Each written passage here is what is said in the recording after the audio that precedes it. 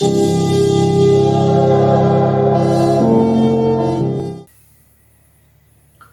दोस्तों, क्या हाल चाल। मैं विपुल राम शर्मा एक बार फिर से आप लोगों का स्वागत करता हूं आपके प्यारे से परिवार दैन भाई में। दोस्तों, बात करते हैं आज की क्लास के बारे में। और आज मैं लेकर आया हूं एक बेहतरीन सा टॉपिक जिसमें हम बात करेंगे प्रत्यावर्ती धारा से रिलेटेड कुछ मुख्य परिभाषाओं के बारे में, कुछ मुख्य बिंदुओं के बारे में जिन जो बेस बनेंगे हमारे नेक्स्ट क्लास के डेरिवेशन के। इस चैप्टर के अंदर याद रखेंगे आप, मैं 7 सवाल आपको कराऊंगा। जी हाँ दोस्तों, 7 क्वेश्चंस मैं आपको कराऊंगा, जहां से याद रखेंगे आप 4 से 5 नंबर का आपके एग्जाम में आना ही आना है। ठीक है दोस्तों, वैसे भी यूनिट हमारा 8 नंबर का लेकर के आइए, प्रेरण वाली और वैद्युत चुंबकीय प्रेरण और प्रत्यावर्ती धारा मिलकर के 8 नंबर का एग्जाम आएगा। ठीक है, ऐसा अपने इंडेक्स में और सिलेबस में भी मैंने आपको बता दिया था। तो याद रखना 5 नंबर का ही अकेला चैप्टर आने वाला है। इसमें एमसीक्यू भी रहेगा और आपका 1 मार्क्स का भी और 3 मार्क्स का भी क्वेश्चन इसमें एग्जिस्ट रहेगा। ठीक, चलिए अब बात करते हैं। देखिए, लास्ट टाइम मैंने आपको बता दिया था कि जो एसी करंट होता है, प्रत्यावर्ती धारा होती है, वो समय के आधार पर या अंतराल पर परिवर्तित होती रहती है, समय समय पर बदलती रहती है। क्लियर है कि नहीं बात? चलिए अब बात आगे करते हैं स्टार्ट। और मैंने आपको एक फॉर्मूला भी लिखवा दिया था कि I इक्वल टू क्या हो जाता है। अगर मैं बात करूं दोस्तों, I इक्वल टू क्या बन जाएगा, I equal to I naught sine omega t. ये मैंने आपको एक इक्वेशन बताई थी और यही इक्वेशन हो जाती है दोस्तों V equal to V naught sine omega t में। अब इसमें क्या क्या चीजें हमने यूज की है उनको हम यहां पर देखना स्टार्ट करेंगे। तो देखेंगे ना, सबसे पहले अगर मैं बात करूं तो सबसे पहले बात आ जाता है, पॉइंट आ जाता है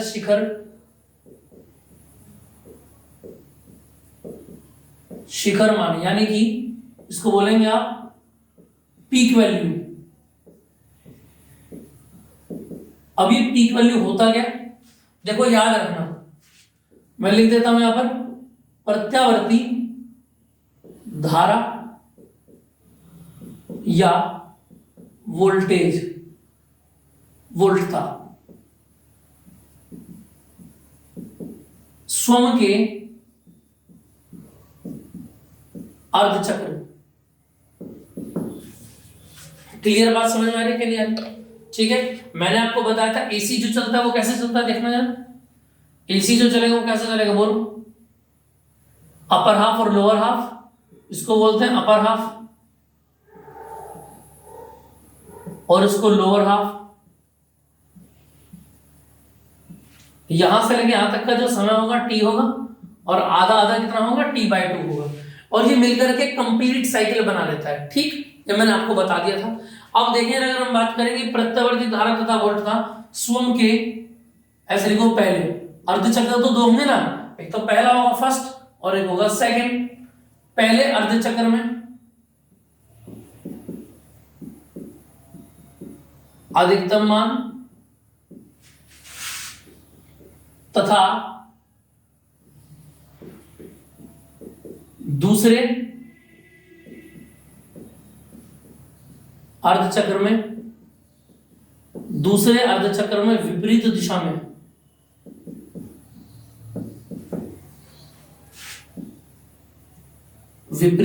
में अधिकतम मान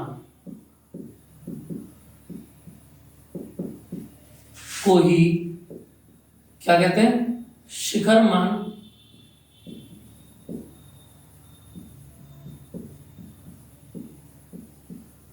कहते हैं। इतनी बात समझ में आई कि नहीं आई? और इसको जो रिप्रेजेंट करते हैं वो याद रखना, सिंबल जो रहेगा इसका, अगर मैं बताऊं आपको, सिंबल रहेगा इसका आई नोट या वी नोट। क्लियर बात समझ में आ रही? अब आप बोलेंगे जी एक आई तो और भी होता है। अगर मैं बोलूं आपसे I equal to I naught sine omega t में, देखो ये होता है शिखर मान। ठीक है, कि आपकी वैल्यू मैक्सिमम कहां तक गई, और ये आई होता है तात्क्षणिक मान। क्या होता है, इसको याद रखिए, नॉर्मल आई होता है, इसको बोलते हैं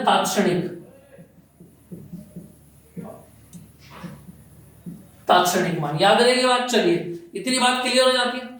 इसके बाद बात करते हैं, अगला पॉइंट आ जाता है आवर्तकाल। भैया समझ में आ गया होगा आपको, आवर्तकाल यानी कि टाइम पीरियड।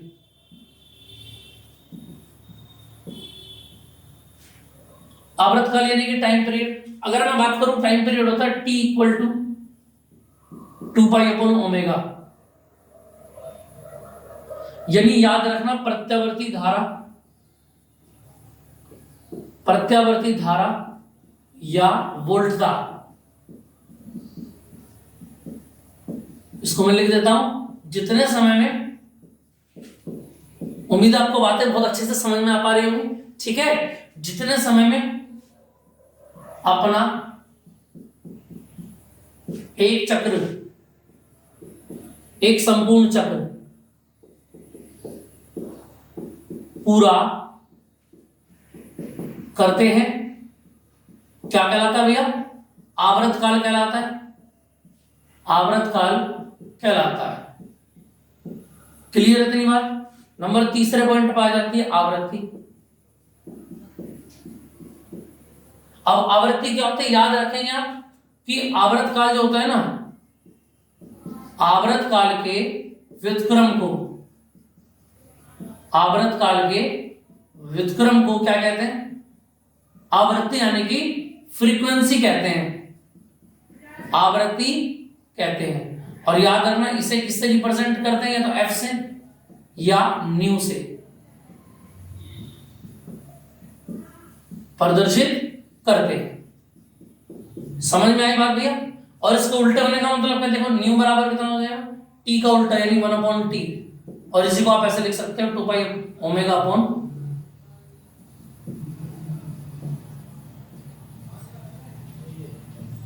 2 पाई।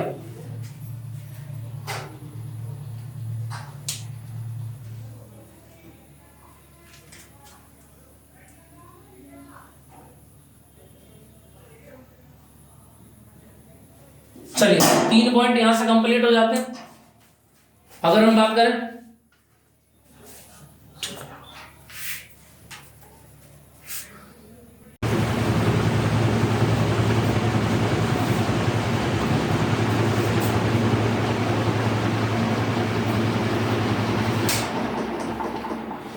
चलिए भैया इससे आगे देखें जरा। अगर हम बात करें आवृत्ति की, तो आवृत्ति कितना हो जाता है? आवर्त काल के व्युत्क्रम को, यानी जितना भी आवर्त काल आप टाइम पीरियड टी निकालेंगे ऊपर से, जिसका फॉर्मूला मैंने अभी भी बताया, T equal to 2 pi upon omega. Clear है इतनी बात? और सेकंड इसका यूनिट होता है, याद रखेंगे आप। तो आवर्त काल के व्युत्क्रम को इसका रेसिप्रोकल इनवर्स जो हो जाएगा, इसके इनवर्स को ही क्या बोलेंगे आप? आवृत्ति बोलेंगे। और न्यू इक्वल टू हो जाएगा ओमेगा अपॉन 2 पाई। इतनी बात क्लियर है? चलिए जी, अब से आगे एक पॉइंट और आ जाता है नंबर 4, और नंबर 4 आ जाता है कला। देखो चीजों को मैं फिर आपको बता रहा हूं, देख करके पढ़ना और समझ करके उसको हमेशा के लिए याद रखना, दोनों अलग अलग बातें होती हैं, ठीक है दोस्तों। और इसको आप समझ भी पा रहे होंगे कि हम बुक से डायरेक्ट पढ़ ले, और यहां मैं आपको एक एक चीजें ओपन करके बता रहा हूं, बिल्कुल खुल के आपको बता रहा हूं, जिससे आपको आगे तक चीजें याद रहे। देखिए जरा, अब अगला पॉइंट आ जाता है हमारा कला। अब कला क्या होता है याद रखेंगे आप भाई, मैंने आपको बताया था I equal to I naught sine omega t. Clear है इतनी बात? अब आप हमेशा याद रखना क्या कि कला क्या होता है? साइन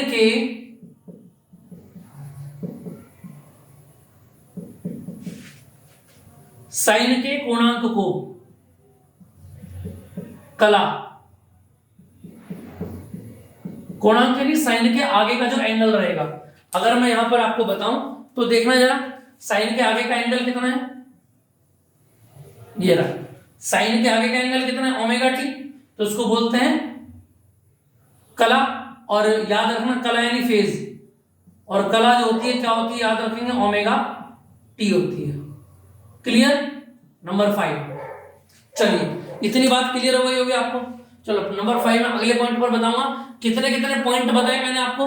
प्रत्यावर्ती धारा से रिलेटेड याद रखेंगे आप। मैंने आपको शिखर मान बताया, आई नोट या वी नोट। उसके बाद मैंने आवर्त काल बताया, T equal to 2 pi upon omega.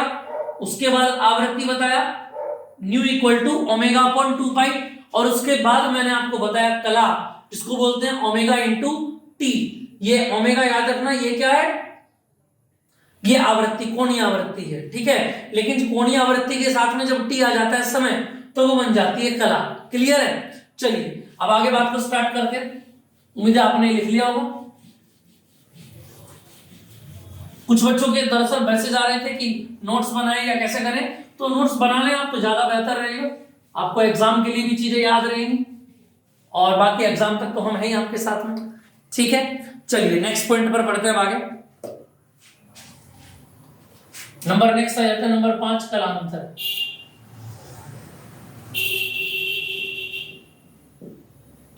अब ये कलांतर क्या होता है, देखो मैं आपको बता देता हूं। कलांतर यानी कला में अंतर, यानी याद रखना दो तरंगों के बीच। समझ में आ पा रही है बात, यानी क्लियर बात समझ में आ रही है? दो तरंगों के बीच कला कोण में अंतर, अंतर को क्या कहते हैं याद रखेंगे आप, कलांतर यानी कि फाई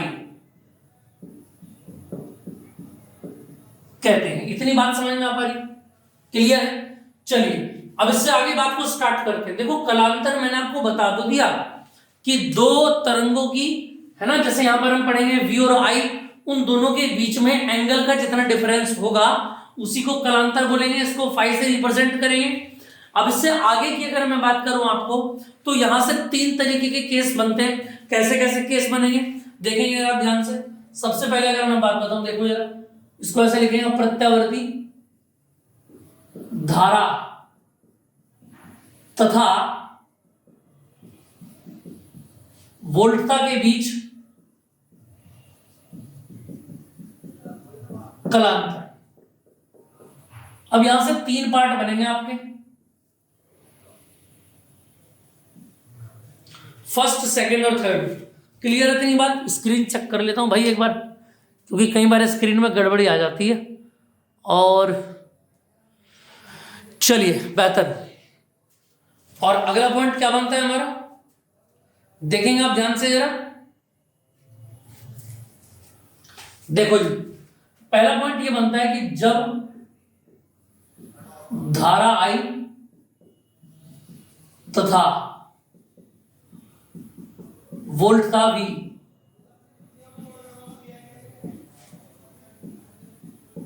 समान, या इसको ऐसे समझ लो आप, वोल्टता V एक साथ अधिकतम व एक साथ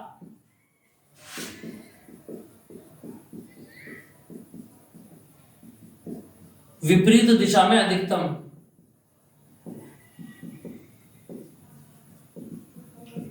होते हो तो V तथा I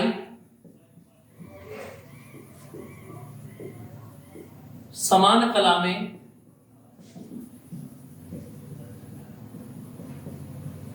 कहलाते हैं। और याद रखना यहां पर जब समान कला में हो तो फाई बराबर कितना बनता है, 0 डिग्री बनता है। और ग्राफ की अगर मैं बात करूं तो दोस्तों ग्राफ भी इसका आप नोट कर लेंगे अच्छे से।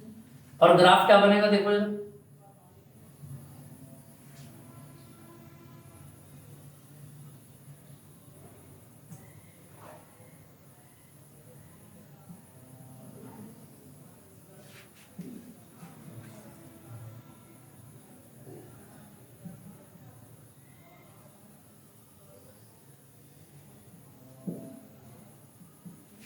क्लियर है इतनी बात? और यहां से आप याद रखेंगे जो ऊपर वाली वैल्यू है इसको बोलते हैं V नॉट। समझ में आई बात या नहीं? क्लियर है? और नीचे वाली वैल्यू को भी क्या बोलेंगे, V नॉट बोलेंगे। ये था V का ग्राफ। अगर हम I की बात करें तो मैंने आपको बताया V और I एक साथ क्या होते हैं, एक साथ अधिकतम और एक साथ क्या हो रहा है, न्यूनतम। यानी कि जिस पॉइंट पर V आपका मैक्सिमम हुआ उसी पॉइंट पर ये समझ लो आप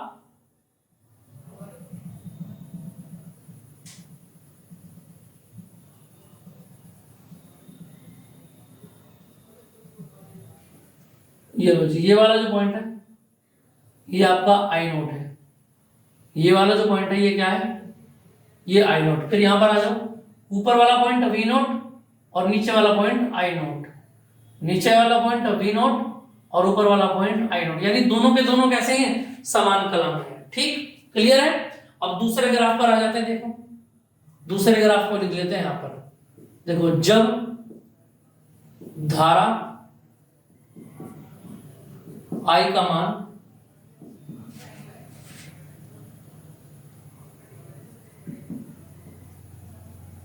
वोल्ट था वी के मान के अधिकतम होने से पहले ही अधिकतम हो जाए तो धारा आई वी से क्या कहलाती है भैया? अग्रगामी, यानी कि फॉरवर्ड। इसको आप याद रखेंगे। आई वी से क्या कहलाता है? फॉरवर्ड कहलाता है। और यहां पर फाई जो बनता है वो याद रखना π/2 अग्रगामी।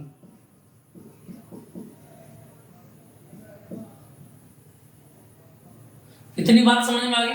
अब इसके ग्राफ की अगर मैं बात करूं तो ग्राफ क्या कहता है, देखिए जरा। इसके ग्राफ को भी थोड़ा सा स्टडी कर लेते हैं।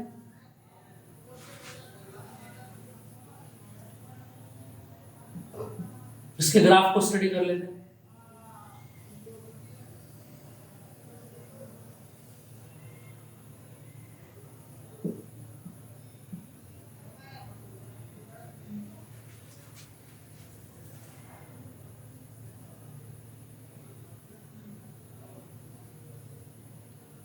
इतनी बात समझ में आ रही, ये हो जाता है वी नोट। समझ में आई? ये किसका फॉर्मूला है? वी नोट का फॉर्मूला है। अब अगर मैं आई की बात करूं तो आई कैसा हो जाएगा, बोलो जरा।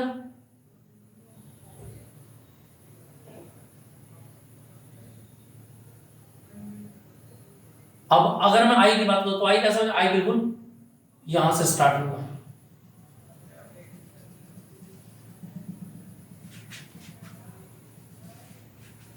इसके होने से पहले ही आई नोट, इसके होने, ये मान लिया वी नोट है तो ये हो जाएगा आई नोट। यानी वी नोट हमेशा बाद में आएगा और आई कैसा आएगा? आई नोट पहले आ जाएगा। आई नोट कहां जाएगा? पहले आ जाएगा और वी नोट हमेशा बाद में आएगा। ये बात याद रहेगी कि आई नोट जो है वो वी नोट से क्या रहेगा? 90 डिग्री अग्रगामी रहेगा। अब तीसरे पॉइंट पर आ जाते हैं दोस्तों। और तीसरा पॉइंट हमसे क्या कहता है, देखें जरा।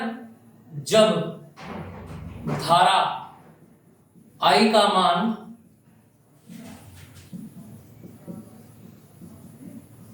वोल्टता वी के मान के अधिकतम होने के बाद अधिकतम हो, यानी इस बार आई जो है वो बाद में होगा, अधिकतम हो जाए। भाई पहले तो आई पहले आ गया था, है ना। अब आई कहां पर आएगा? बाद में आएगा। तो याद रखना, तो क्या होगा? याद रखेंगे धारा आई वी से क्या कहलाएगी? पश्चगामी कहलाएगी। पश्चगामी कहलाती है। उम्मीद है इतनी बात आपको समझ में आ पा रही होगी दोस्तों। और इसका डायग्राम बनाने के लिए अगर मैं बात करूं आपको तो इसका डायग्राम कैसे बनेगा? बस इस बार वी नोट पहले आ जाएगा। इसके डायग्राम को मैं यहां से थोड़ा सा बनाता हूं।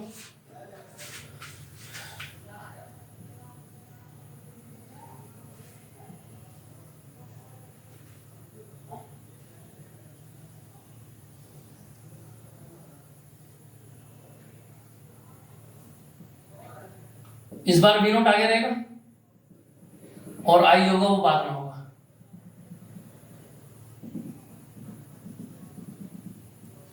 ये लो जी, वी नोट आगे आ गया और आई नोट बाद में आ गया। वी नोट पहले आ गया और आई नोट बाद में आया। वी नोट पहले आ गया और आई नोट बाद में आया। वी नोट पहले और आई नोट बाद में आया। इतनी बात समझ में आ गई। यानी ये होता है बैकवर्ड, पश्चगामी होता है। कैसा होता है? पश्चगामी होता है। क्लियर है इतनी बात? चलो, उम्मीद है आपको ये बातें बेहतर समझ में आ गई होंगी। ठीक है, चलिए इसको कॉपी कर लें आप, इसको नोट्स को अच्छे से बना लेंगे आप। ठीक है, समझ में आएगा? इसको जल्दी से कॉपी कर लें आप एक बार।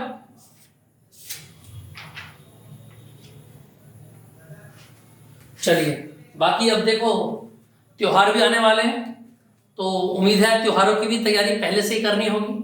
लेकिन हमारा जो लक्ष्य है, याद रखना, उस लक्ष्य से बिल्कुल चूकना नहीं है।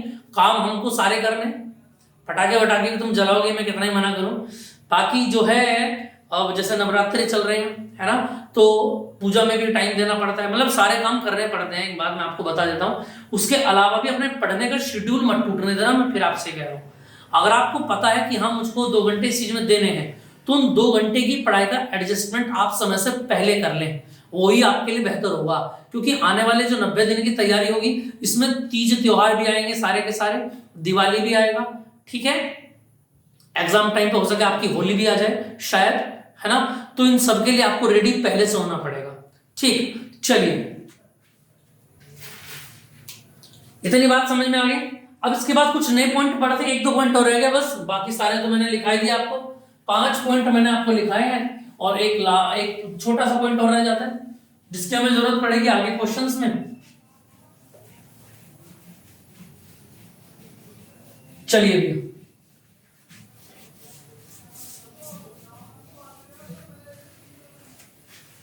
देखेंगे अगर मैं बात करूं, अगला पॉइंट आ जाता है हमारा नंबर 6,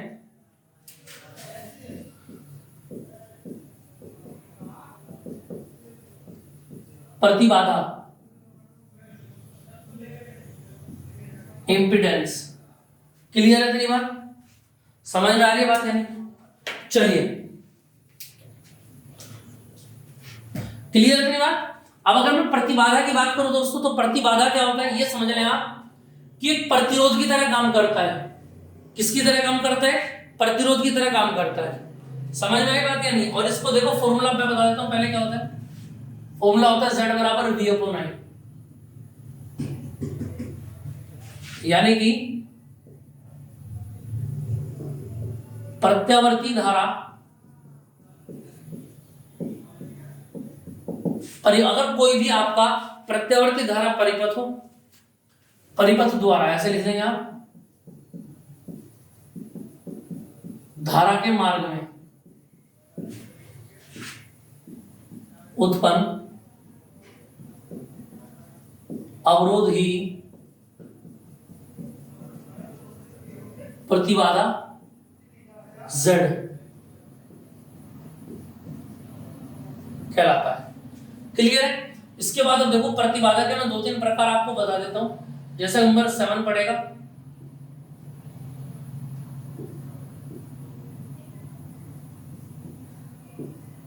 प्रेरण की प्रतिबाधा। समझ में आ रही है बात? तो प्रेरण प्रतिघात, प्रेरण प्रतिघात भी आप इसको बोल सकते हैं, प्रेरण प्रतिघात।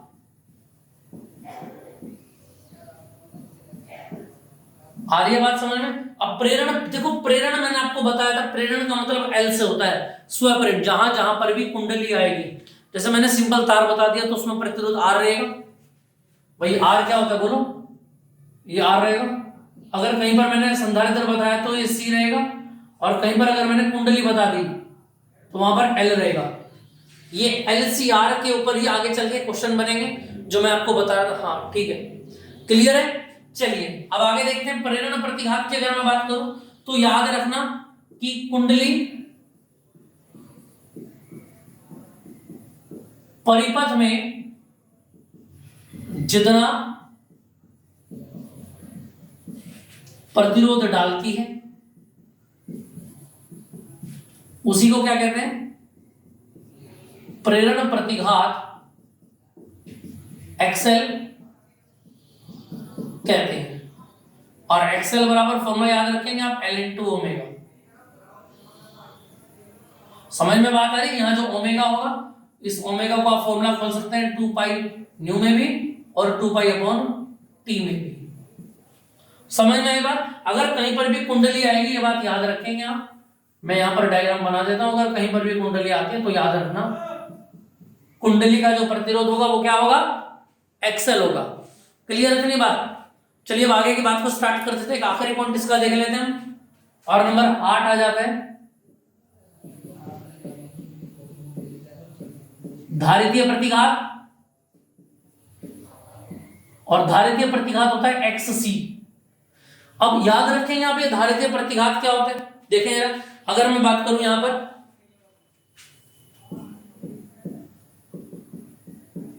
देखो संधारित्र परिपथ में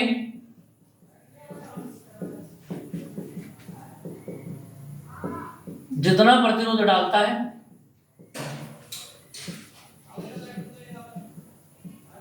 धारितीय प्रतिघात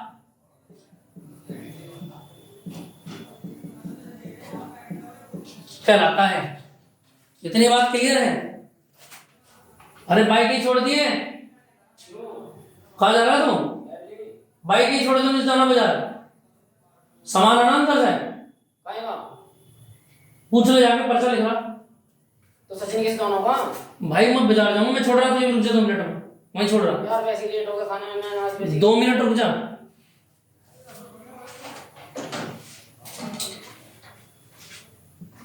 देखें ना, तो संधारित्र परिपथ में जितना प्रतिरोध डालेगा उसी को क्या बोलेंगे? धारितीय प्रतिघात, और इसी को कहते हैं एक्सी।